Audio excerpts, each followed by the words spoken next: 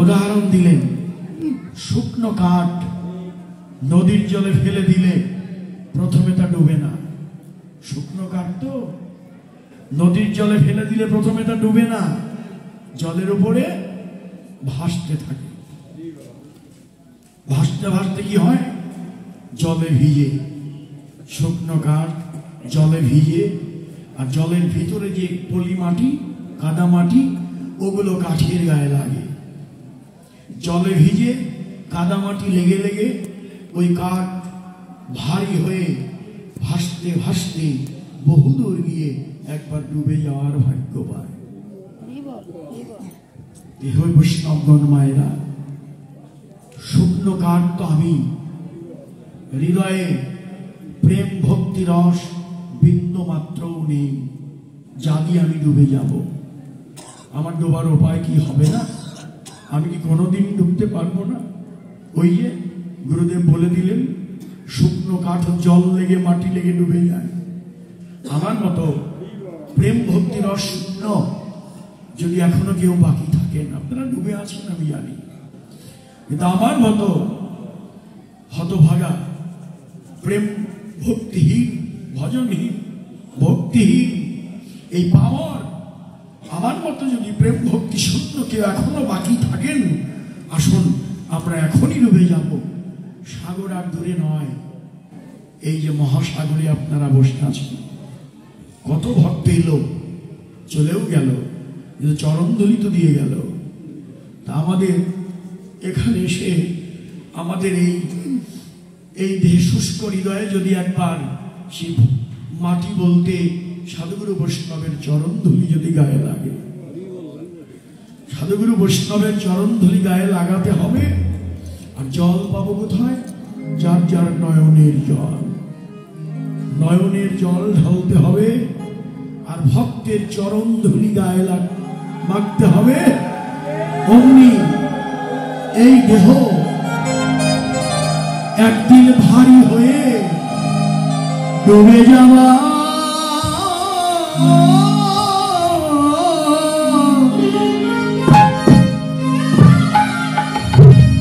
ভাগ্য হবে।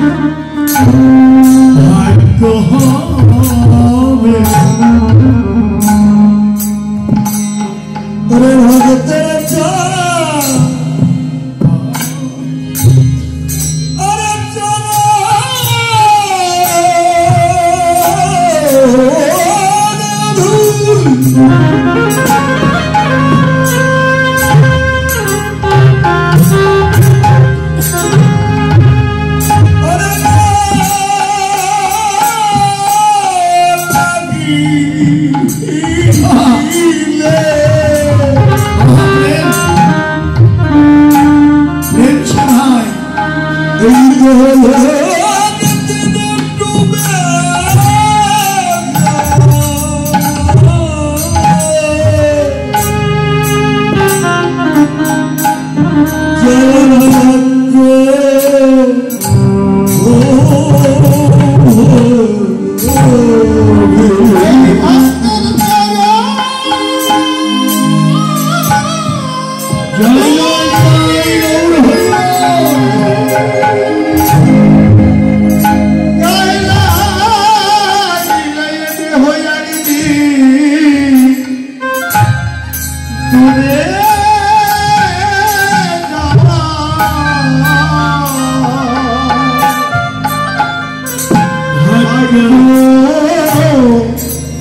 হবে। এই ভক্তের চরণ ধুলি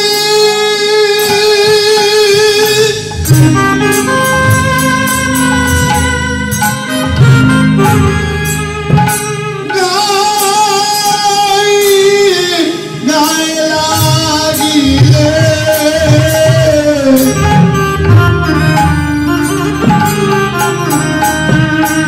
একদিনে ডুবে যাওয়ার ভাগ্য হবে। তোরাই সকলে ডুবে যাইবে, তোরাই সকলে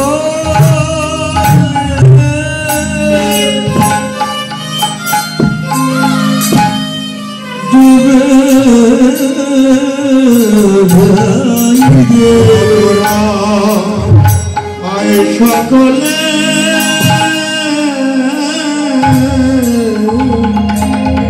তোরা আয় সকলে ডুবে যাইবে। তোরা আয় সকলে ডুবে যাইবে। এই গৌর গোবিন্দের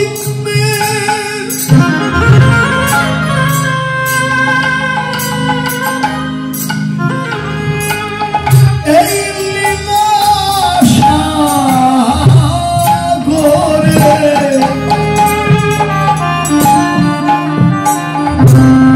আর সকলে ডুবে যায়। এই